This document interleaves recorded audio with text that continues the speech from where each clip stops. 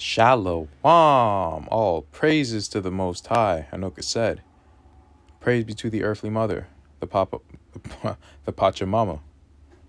Praise be to the Kahe, the Holy Spirit, in the name of his only begotten Son, Motsah the Lamb, unification to the nation. You think you know a man? Francisco Pizarro, the person who conquered the Inca. The Inca. Yes. So many Hispanics are named after this murderous bastard. Here's the thing, though. This is not how he looked. And I think people need a little bit of a reminder on what the Confederacy truly is. Now, among the Confederacy, certain people were chosen to carry out missions. And by these certain people, these are people who are native to these lands. Let's see what, you want to see what I mean?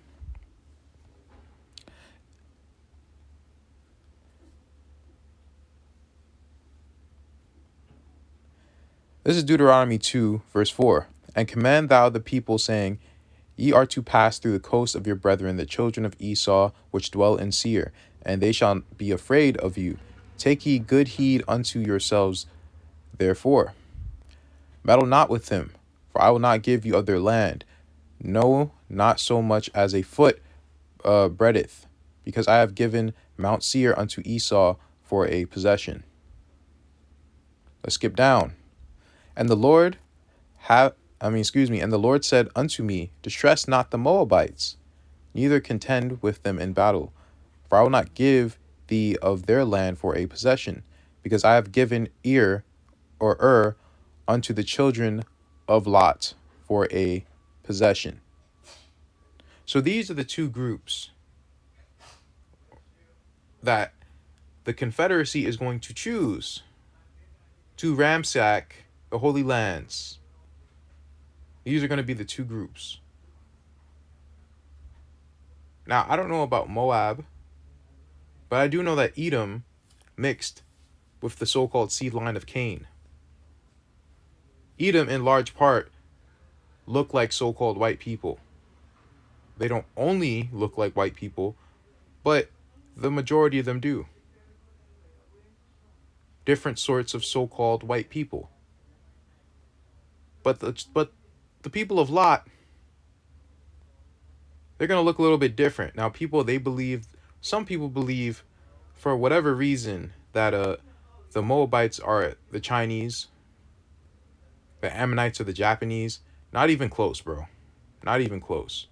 If you do a smidget of research, it's not close. Now, the Moabites were there in those lands, but so were we. So were a bunch of different nations. So, no. Can some Moabites be so-called Chinese looking? Absolutely. But so can we. So can Edom. So can anyone else. But what did they originally look like? The Moabites originally were Negroes. And they've been mixing in with these other nations from day one. So just because they were born out of incest, that doesn't mean that they're going to have these features today. There are a bunch of people born out of incest who don't have incestuous features. But that's just to let you know where they came from. Now, let's go back to Pizarro, right? Because they love pushing this picture. But the real picture, something like this. Really something like that. And they kept editing the picture. But there's something very odd about this hat. Do you want to know what's odd about this hat? Because this hat was not a hat before. They altered it over time to make it look like a hat. But in actuality, this hat is an afro.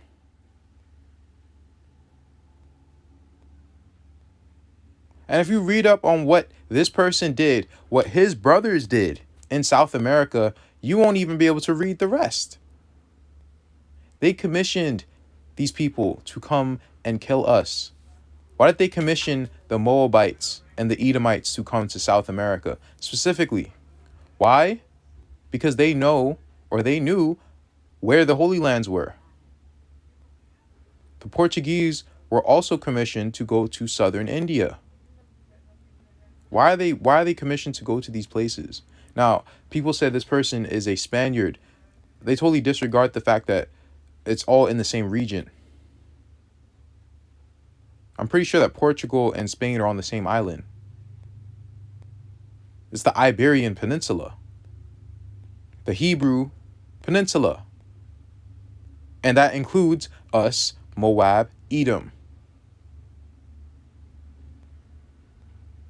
And all three of us are mixed in with Canaan or the other Greeks or Japhet or whoever those people are. It's a big mix of people.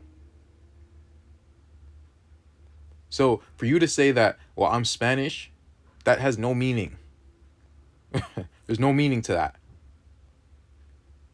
There are people in Portugal right now who are Israelites. Some who are Moabites, Ammonites, Edomites, and a bunch of other nations. But it's a big mix of peoples. You don't know who anyone is. And this is not a black and white thing.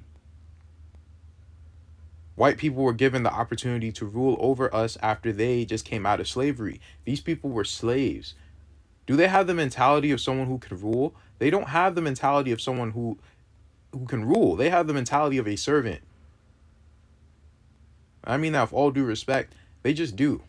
They don't know how to rule. They don't know how to preside. They don't know how to be fair. Because that's not what they were made to do. You wouldn't expect a child to know how to rule, right? They're just not fit to rule. It's just that simple. There's no disrespect. They just were not made to rule. Women were not made to rule, but that doesn't give them any less of a value. Absolutely not. But it's about knowing your value, because you depreciate your value when you try to be in a role that you don't belong in. Because now, what are you good for? Women want to be strong and lift weight. Why are you doing that? Men can do that and better. So now you have taken something that you and only you can be good at, and you're trying to do something else that you're not good at. Doesn't make any sense. But anyway, let's continue. So Francisco Pizarro Gonzalez was a Spanish conquistador best known for his expeditions that led to the Spanish conquest of Peru. And Trujillo, Spain, to a poor family. Listen, anytime they make, they just make these stories. They make up do you realize that they can literally make up stories, entire stories, create new people? Why would they try to hide black people? Why? They don't want anything to lead back to them. But our enemies are both black and white. They're across the spectrum. They're Negroes and they're Caucasians. That's what people are just too stupid. They don't do enough research, and you're destroyed for a lack of knowledge. In fact, let me bring this out. Let me mention this real quick. Jeremiah 25 verse 20 and through 26. And all the mingled people, and all the kings of the land of Uz, and all the kings of the land of the Philistines, and Ashkelon, and Gaza, and Ekron, and the remnant of Ashdod, Edom, and Moab, and the children of Ammon, and all the kings of Tyre, and all the kings of Zidon, and all the kings of the isles which are beyond the sea. These are all beyond the sea. So Gaza, Ekron, Philistines, Philistia, it's all across the sea. Across the sea from where? Okay. Dedan, Antima, and Buz, and all that are in the utmost corners, and all the kings of Arabia, and all the kings and all the kings of the mingled people that dwell in the deserts. They're all mixed together. You don't know who anyone is. You can't see white man Edom. That's retarded. You don't do any research. Or if you do, it's very surface level. I don't mean any disrespect, but You need to research more, man. This stuff is in the scriptures, and you need to believe the scriptures when it tells you certain things. And all the kings of Zimri, and all the kings of Elam, and all the kings of the Medes. So who they tell you, the Persians, the Medes, the Elamites, they're not who you think they are. They're not. All these people are all mixed together, and they're all confederate. All the people of the Middle East, all the people of West Europe, the people who spread to Asia, the people of North Africa, that's the confederation. This is all the confederation, and they're all mixed up together. And all the kings of the north, far and near, one with another, and all the kingdoms of the world which are upon the face of the earth. And the king of Shishak shall drink after them. So there you go. Straight from Jeremiah's mouth. Now, where did he come from? He came from Trujillo, right? And he's the one who led the Incan conquest. So this is a place that pretty much was made very rich by the conquest of Peru and the Americas in general. The Old Town contains many medieval and Renaissance buildings. Many of these were built or enriched by the conquistadors born in the city. These includes the conquerors of Peru, Francisco Pizarro, and his brothers. Now, I looked up his brothers. You're not going to believe this, bro. You're not going to believe this. So this is what they said his brother looked like, right? And this is the brother that pretty much led the conquest through the Amazon River. This is what he said he looks like. Looks like some damn Viking, right? Wrong. This is what he looked like. A black man or a mulatto man. These are our enemies. I hope it's sticking, bro. Our enemies are black and white. They are black people and they are white people. So that's why I have no allegiance and I have nothing towards so-called black people, because I don't know who you are. If I see you struggling, going through curses, I'm thinking, oh, you're probably one of the children of Israel. That's what I say for everyone, but it's not specifically for black people. No. Now, the tribe of Joseph, aka the Israelites in North America, they probably go through the worst, in my opinion. But even so, I don't attach myself to skin color or blackness or anything of the sort. I don't do that. I'll say certain things to prove a point, but when it really comes down to it, I judge by the spirit. So let's look real quick at Charles V, because they were commissioned by this person. Charles V, right? Of course, they always love showing this person. Like that picture was not him. Ruler of the Holy Roman Empire, right? Why do you think that the Saracens were ruled over by the Hagarenes? The Hagarenes weren't just Ishmaelites. What did Jeremiah just tell you? They're a big mix. And the Saracens were the Israelites who were in Europe. They enslaved them and brought them to North America and Central America. That's what happened. Or really, they brought them to the West Indies. Listen, man, they brought all the royalty to the West Indies. The tribe of Judah, the tribe of Levi, they brought them to the West Indies. And they served the most physically grueling punishment. People think, black Americans, they went through the most. You guys were indentured servants. I just think black Americans have gone through pretty much a little bit of everything. They've kind of gone through a little bit of everything. That's why I think they fit the curses the most. But that doesn't mean that no one else are the Israelites. But yeah, man, that's kind of because Joseph went through the most. And the tribe of Ephraim, or the so-called African American, represents Ephraim, because they are literally the tribe of Ephraim by blood. Or I should say Joseph, really. But this is how Charles V really looked. And by the way, they used to mark the Indians with a V to label them as property of Charles V. This is the black bastard that came and killed us. He looks just like Andre 3000, but you think he's an Israelite. I'm not saying he's not. I'm saying our enemy looks just like us. Just like us. That's not an exaggeration. Afro-Peruvians, one of the earliest victims of the so-called transatlantic slave trade. Okay. African natives in Peru, or Afro-Peruvians, transported to Peru during the transatlantic slave trade.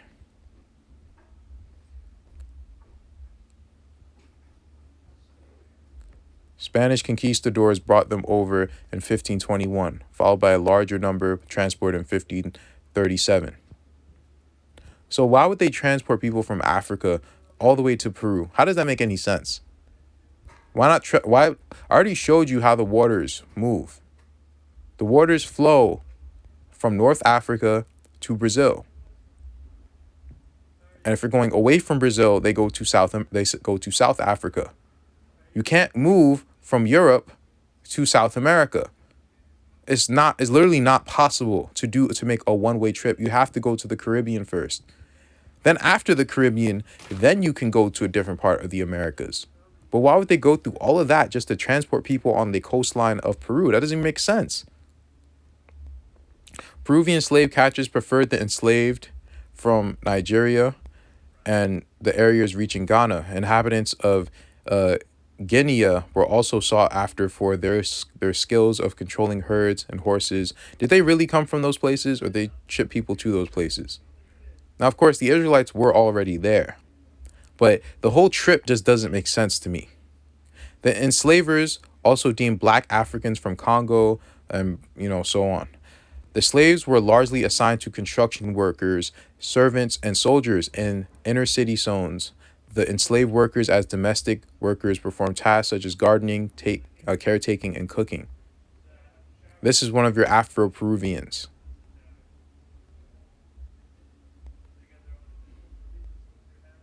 Wait. This is a revolution. Is she an Afro-Peruvian or a revolutionary? Either way, it's an Israelite. As their skills increased, some slaves became tailors, swordsmiths, silversmiths, gold miners, goldsmiths, and blacksmiths. The more sophisticated the job, the higher the slave was in the hierarchy. This doesn't sound like Africans, bro. This doesn't sound like Africans. The reason why I'm saying that is because how would they know how to do all this stuff on a whole new land? Like that, the whole story of them bringing Africans over here just doesn't make sense. They even said people, even though I don't know much about African history, so I don't even know what they're telling is the truth or not. So I'll just leave it at that. Black skilled workers are considered high royalty on the totem pole. They were treated better and recognized among the Spanish noblemen. After the end of the colonial period, the number of Afro-Peruvian gold workers significantly decreased. In turn, the aforementioned worked in rice plantations, sugarcane plantations, cotton fields, and wineries. As you know, or as you can tell by me reading this, the so-called black people in Peru, if they were skilled, they can have a much higher position than any Indian, and we're going to see that. The population of mestizo, a mix of American Indian and European persons, grew. As the population grew, Afro-Peruvians acted as intermediaries between indigenous persons and the Spaniards. Blacks in Peru were categorized into two groups. First, the Negro Bozoles, which translates into untamed blacks that were born in Africa. The term was derogatory. Those who acclimated to the Hispanic culture in an easier manner were called Negros Ladinos. All that really means is it's the same thing with free blacks and black slaves, right? It has nothing to do with Africa. It really is just about, are you a Moor or are you going to assimilate into Babylonian society? Or it's the same thing with the Boule. A bunch of Moors or a bunch of sellout Negroes. High-class Spaniards developed a caste system to protect the interests of their Spanish and mestizo offspring. The Spanish reigned at the top, mestizo in the middle, and African and indigenous peoples at the bottom. Did you just see that? The so-called black people who didn't want to assimilate were in the same thing, in the same position as the so-called Indians. The Indians did not have any special privileges, even up to this day. And you people love calling them Mongoloids. It doesn't make any sense to me. Doesn't make any sense, man. Because if they're Mongoloids, then the Israelites are Mongoloids. That's all I have to say. After the dwindling of Indian Hispanics, blacks were able to gain lucrative positions. They were able to live as Yanakuna. Those able to own land and work on their land. Oh my goodness. See, wow, black people had a lot of opportunities. They ain't allowing the indigenous people to do this though. They ain't allowing them to do it. Not unless they assimilate. It's all about assimilation. It's either you intermarry with us or you intermarry with our religion. You pick one. The 17th century ushered in the process of slaves being set free by their masters. Again with this slave nonsense. Some slaves were granted the opportunity to buy their freedom. This afforded them entrepreneurial opportunities. So they weren't slaves. These are indentured servants. They're not slaves. The change in tide did not mean a difference in how blacks were treated. They were still discriminated against. No, you mean the Israelite black people were discriminated against. Freed persons were required to be gainfully employed and serve in the militia. Militia. I don't know how to say that. When called, they were not given ample opportunities to gain their education as mulattoes were. Told you, you had to mix physically or spiritually. Pick one. In the present day, Afro-Peruvians are found in the outer regions, more specifically in Pinura and Tumbes, the central area of the Moro Pond. The Moro Pond province also has a large number of blacks residing therein. In December 7, 2009, the Peruvian government offered an apology to Afro-Peruvians for the discrimination they previously endured. In a statement, Alan Garcia said, "We are here together for an unusual act without precedent to apologize to the Afro-Peruvian people, but most deeply to pardon the black race, that our voice can be heard in the countries afflicted with the slavery commerce, which tore so many men and women and millions of them and took them away to the ends of the planet to work in the plantations." They're quoting Deuteronomy or something? Like, is that supposed to be a joke? Now, I'm not saying that they didn't go through slavery, but I'm saying that it didn't happen in the way that they're saying. They're trying to make it into all the black people went to slavery, all the white people were rulers, and, they just had mestizo children. Mestizo does not only mean black. It doesn't only mean white and Indian. It can literally mean mulatto and Indian. Because the first peoples who came here were mulattoes. So the people who you think are black are not black. They're mulattoes. Have you ever wondered why some black people are so hateful? You know how some Negro only people are so hateful? Yeah, I'm on your ass. Don't worry. Anyway, let's finish this. Let me play this. I didn't see this, but let's play it anyway. Let's see what it's about. Negra. Negro. Negra. Negro.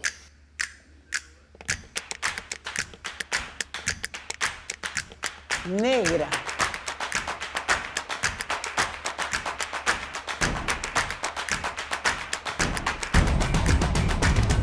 Aquí estamos. You saying that with a seizure, boys? You coon ass. Whatever, bro. ¿Qué cosa es ser afroperuano?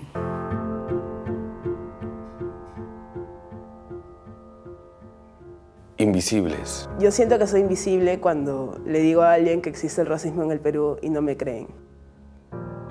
No me llamo ni morenita, ni zambita, ni morocha. Invisibles. Como que nos reducen a una cosa, un pedazo de carne, ¿me entiendes? O sea, vas a buscar trabajo y tú ves en una página de periódico que dice, no sé, alta y no sé qué, te es clara. Y es que todo lo negro parece estar vinculado hacia lo negativo. Invisibles. Cuando digo yo no cocino, yo no bailo, yo no toco ningún... What it's really about when they put all that, oh, fair skin, they're really trying to force us to mix in with them. Like they're trying to make us want to do it. So that's why all these Negroes, all these big lip coon ass Negroes going after these cave monsters, these white women. I don't understand that. The same thing happens in the so-called Hispanic community, Latinos, natives, whatever you want to call them. Happens with them as well. Un instrumento. Me dicen, ¿cómo puede ser negra? Es una negra bamba. O hay negros que ya no quieren ser negros. Invisibles. Alguna vez me dijeron, ¿por qué no te lacías el pelo para que te veas más bonito? Yo me veo bonito como soy. No hay color ni marrón ni moreno, sino negro. Punto. Ser afro es alegría. Diversidad. Herencia cultural. Familia. Pasión. Talento. Memoria. Historia. Presente. Es futuro. Es vida. Es ser humano. You want to know what's the ironic part? All of these people could literally not be of the children of Israel. Now I'm saying that, you know, almost to play devil's advocate, to be hyperbolic. I'm not saying that to be fully serious, but I'm saying it could be the case. And all these people are complaining. And the real children of Israel are going through much worse. But you never know. Like, this is a very deep concept. And it takes a lot of critical thinking. I'm not saying I've solved it. Absolutely not. But at least I'm trying, man. You guys should be trying to get to the bottom of things.